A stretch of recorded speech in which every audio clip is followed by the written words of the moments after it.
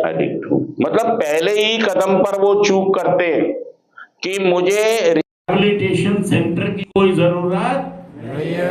देखिए, रिहैबिलिटेशन का मतलब नशा मुक्त नहीं होता है। और दूसरी चीज क्या है, जो भी एडिक्शन में है, दूसरी चीज कौन सी होगी उनकी जिंदगी में? उन्हें कौन बर्बाद कर रहा होगा? जुआ। जुआ। सेम जैसे ये बर्बादियां करते हैं, वैसे ये व्यक्ति भी, ये भी ना किसी की सुनता है ना किसी की मानता है। मतलब अगर हम इसकी बात करें, जो नशा कर रहे हैं, एडिक्शन में हैं, एडिक्ट हैं, हम अगर बात करें जो लोग नशा कर रहे हैं, एडिक्ट, उनका भी क्या क्या बर्बाद हो रहा है? रिश्ते बर्बाद हो रहे हैं, पैसा बर्बाद हो रहा है, काम बर्बाद हो रहा है, रेपुटेशन बर्बाद हो रही है, यही हो रहा है ना?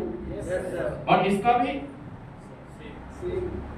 सेम फर्क क्या है?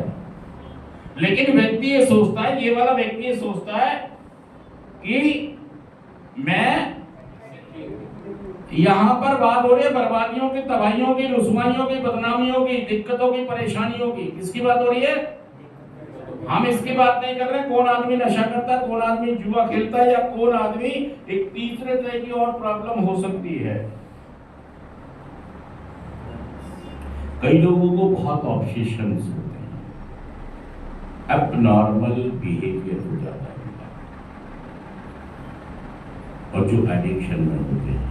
क्या कहना चाह रहा हूं आपसे कि आपकी प्रॉब्लम रिहैब में आके भी क्या रहती है? रिहैब में आके भी ये रहती है कि जी मुझे रिहैब क्यों भेजा, मुझे रिहैब क्यों भेजा? अच्छा ये बताइए, हमने आपके घर वालों के पास चिट्ठी तो नहीं भेजी, मंत्र तो नहीं करा दिया कोई, हमने मंत्र करा दिया कि ताल से बुला लिया कि जी कीर्ति नगर में कोई चौकी भेज दो और वहां से बंदा उठवा लो। मतलब आपके घर वालों ने एक समस्या फेस की, एक समस्या, और उससे पहले उन्होंने आपको बहुत सारे मौके भी दिए कि बेटा मान जा, बेटा पिताजी मान जा, पतिदेव नहीं माने, बेटे आप यकीन करें, यहाँ भेजने से पहले कोई भी माँ बाप अपने बच्चे को डायरेक्ट पहले सेंटर भेजना, उससे पहले वो खुद कार्रवाई करते। भारत है ये, भारत में अगर रेडियो टीवी भी खराब हो जाता है तो आदमी सोचता पहले हाथ मार के खुद ही करते ना। हमारी रेडियो भी खराब हो गई, ये भी खराब हो गया, तो हम भी क्या करेंगे, पहले खुद कारीगर बन जाएंगे। क्या करेंगे कि हमारे से ही बात बन जाए। तो आपके घर वालों ने भी यही सोचा था कि हमारा बेटा हमारे कहने से ही, हमारा पति हमारे कहने से ही, हमारे कहने मुताबिक। और एक आदमी जो अपनी पत्नी से अलग रहता है, उससे सामाजिक आदमी कहेंगे या नहीं कहेंगे? गलती किसी की भी हो, गलती देखिए इस संसार के अंदर गलतियां होंगी। अगर हस्बैंड वाइफ हैं, मम्मी पापा है, बेटा है, तो गलतियां दोनों से, लेकिन उसका मतलब ये नहीं कि तुम अपने रास्ते और मैं। हमारे हिंदुस्तान का इतिहास या हमारे संस्कार या हमारी संस्कृति इसकी इजाजत नहीं देती। वो ये कहते हैं कि हम इन्हें ठीक कर सकते हैं।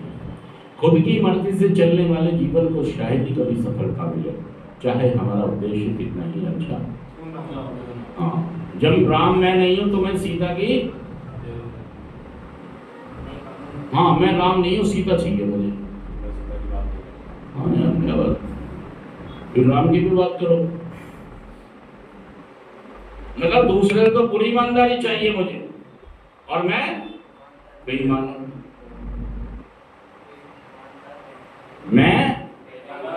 मैं राम नहीं हूं। उर्दू भाई साहब, मतलब मैं कैसा भी हूं, लेकिन लोग मेरे साथ सही बिहेव करें, सही मेरे साथ सलूक करें, चाहे मैं किसी के साथ करूं। सच कहना मैं झूठ कहना मतलब एक बार, अगर बात सच है, सही है, अगर मैं राम नहीं हूं, उम्मीद करूं क्यों सीता की? भाई साहब, पहले मैं राम बनूं, पहले मैं राम बनूं ना बनूं, राम जैसा, राम की तरफ चलूं तो सही, चाहे मैं वैसा करूं ना, लेकिन कुछ तो करूं ऐसा कि लोग मुझे एक इंसान समझे कि एक सही। एक लड़का सेंटर में भर्ती था, उसके पिताजी इतने दुखी थे कि भाई साहब वो रोज मारता था अपने पिताजी, और उसके पिताजी बेचारे मर ही गए थे। पिछले महीने की बात है। जुआ खेलता था वो, पैसे मांगता था रोज, आज ये बेच दिया, कल वो बेच दिया, परसों वो बेच दिया। और मैंने भी बोला था अपने इंटरव्यू में, मेरा इंटरव्यू अभी दिखाऊंगा मैं आपको, कि मेरी पिताजी की डेथ का कारण मैं हूं, लेकिन जब तक मैं था मैं इस बात को स्वीकार नहीं करता था। और इनमें से ही कोई प्रॉब्लम हो सकती है, या एक जो नशा करने वाला होता है वो समय समय पर इसको भी इस्तेमाल, अब हो सकता है कि वो यहाँ पर हो 100% और यहाँ पर भी हो 40% और यहाँ पर भी हो 30%, या कई लोग हो सकता है यहाँ पर मतलब 100% हो, यहाँ पर 30 हो और यहाँ पर 30 हो, ऐसा भी हो सकता है। कई ऐसे भी हो सकते हैं जो जुए में ज्यादा इन्वॉल्व हैं, कई ऐसे हैं जो और कई ऐसे हैं जो तीनों में ही हैं। देखिए भाई साहब, ये मत, मैं कहानी बना के नहीं लाया हूं, ये बीता है। ईमानदारी से अगर देखेंगे, स्वीकार करेंगे तो हर बात का जवाब मिलेगा, और ईमानदारी से अगर नहीं देखेंगे, नहीं समझेंगे तो आपको कोई जवाब, फिर आपको लगेगा कि मेरे घर वालों ने मेरे पे अत्याचार, सेंटर में कोई इलाज, सेंटर में कोई नशा मुक्ति, सेंटर से मैं ठीक। एक तरफ तो आप कहते हैं कि ईश्वर की मर्जी के बगैर पत्ता भी नहीं, आप यहाँ कैसे आ गए? एक तरफ आप कहते हो कि ईश्वर की मर्जी के बगैर आप कैसे आए? फिर गुस्सा आएगा। देखिए, माता पिता के तो रोल ये था कि वो रोज प्रार्थना कर रहे थे, रोज, कि भगवान मेरे बेटे को, हमारे घर को, क्योंकि हमारे घर का मुखिया ही बेकार हो गया, हमारे घर का मुखिया, उसकी वजह से हमारा घर बिखर रहा है, हमारे बेटे को ठीक कर दो ताकि इसकी हम शादी ब्याह करके, कहते हैं वो आपको कि बेटा हमारे रहते में ठीक हो जाए, नहीं तो रोएगा, कहते कि बेटा हमारे रहते में, ताकि तेरा हम सब कुछ अपने सामने करें, सब कुछ मतलब तेरी ब्याह शादी करते हैं, है ना, तेरा काम धंधा सेट हो जाए, तेरा गृहस्थी सेट हो जाए। अगर तू इस तरीके से चलेगा, एडिक्शन में चलेगा, तो हम कुछ भी नहीं, तो रोता रहेगा, हम नहीं होंगे तो ये कह रहे कि भगवान हमारे बेटे को, हमारी बेटी को, उसने सुन ली, जब तो आप ईश्वर की मर्जी से यहाँ पर हैं या किसी इंसान की मर्जी से यहाँ पर हैं?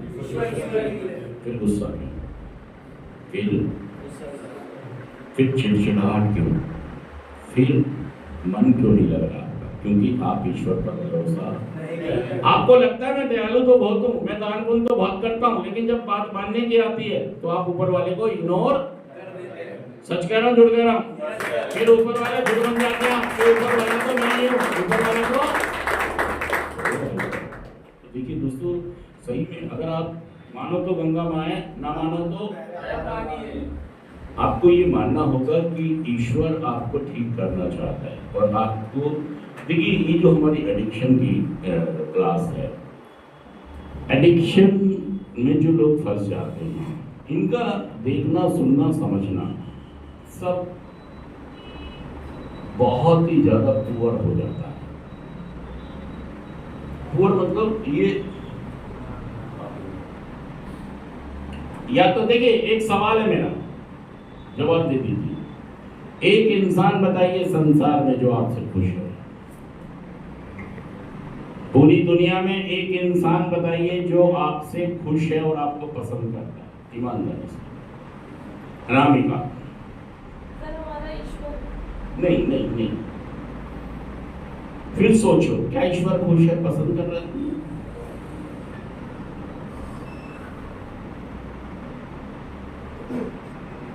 कर रहा है? मेरी जिम्मेदारी 2 लोगों को दी थी कि तुझे पाल पोस के वो, और सबसे पहले तुझे उन्हीं को खुश करके उनकी एनओसी मेरे पास लेके आना था।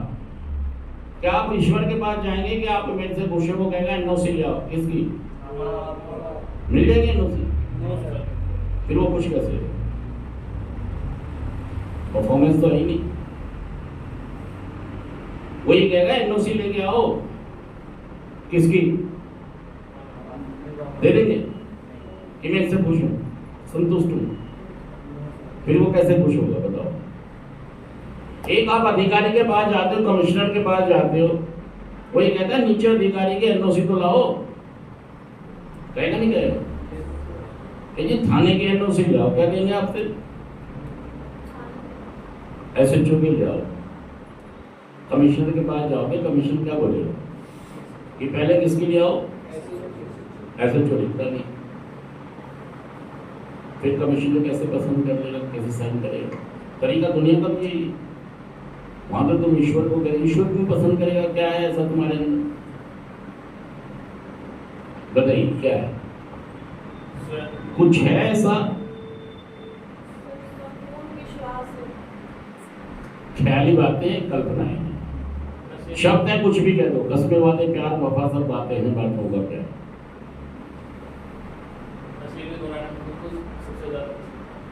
कौन?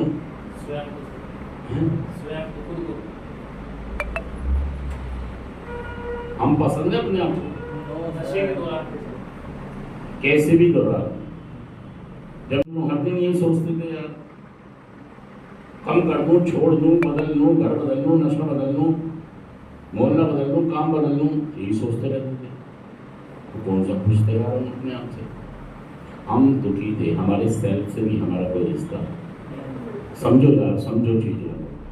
हाँ जी, एक इंसान बताइए जो आपसे खुश है। चलिए 8 अरब लोग रहते हैं, सुनिए। हाँ जी, मेरा बड़ा बेटा, हालांकि उसने मुझे देखा नहीं, जब वो पैदा हुआ तब मैं सही पता चला। अब वो आज मेरा इंतजार करता है कि मैं अपने पिता को। अब कितना बड़ा हो गया? अब लगभग 3 साल का हो गया। भाई साहब, जिस व्यक्ति में कोई समझ नहीं है ना, उसकी बात मत करो। खुश है तुमसे? उसे कहानी नहीं पता अभी, उसे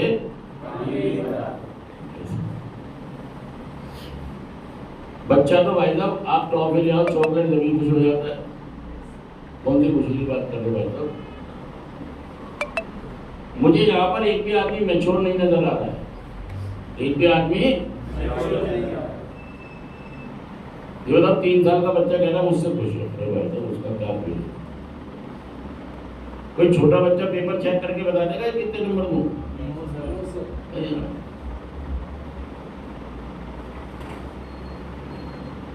इसको क्यों देख रहे हैं सब? मुझे समझ नहीं आ रहा। ये भी इसको देख रहा है, वो भी, तेरे को क्यों देख रहे हैं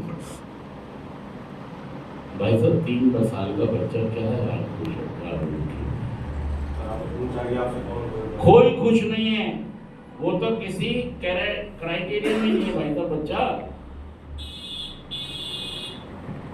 वो तो मैं जाऊंगा, मैं उसे चॉकलेट दे दूंगा, वो तो मेरी उंगली पकड़ के खुश होकर चल देगा। ये खुशी की बात नहीं कर रहा। मेरी वाले सवाल के जवाब पे रहिए। हम जी बताओ, कोई खुश है आपसे? No sir. हाँ जी, कुछ कहना चाहें? क्या नाम है आपका? चेयर पे बैठे हो।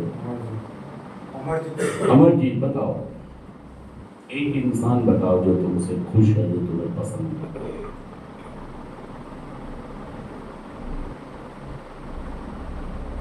है कोई?